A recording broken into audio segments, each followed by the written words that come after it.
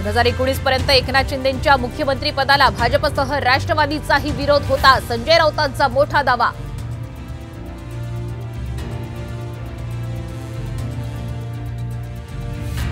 2004 मध्ये छगन भुजबळांना मुख्यमंत्री केलं असतं तर पक्षफुटीची भीती होती। शरद पवार यांचा मोठा गौप्यस्फोट।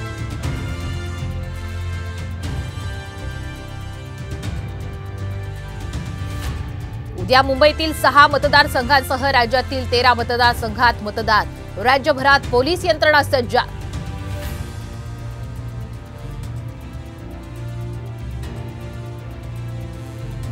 मूळव्याधीच्या डॉक्टरकडून विनापरवाना 3 वर्षांपासून सुरू होता अवैध गर्भपात। संभाजीनगरमधून धक्कादायक प्रकार उघड।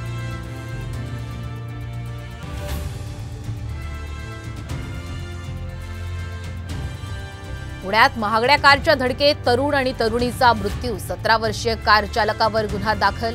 पार्टी करून परतत असताना भीषण अपघात।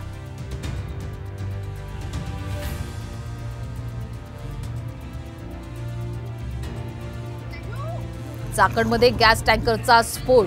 टँकरमधून गॅसची चोरी सुरू असताना दुर्घटना। स्फोटामुळे महामार्गालगतची घरं उद्ध्वस्त।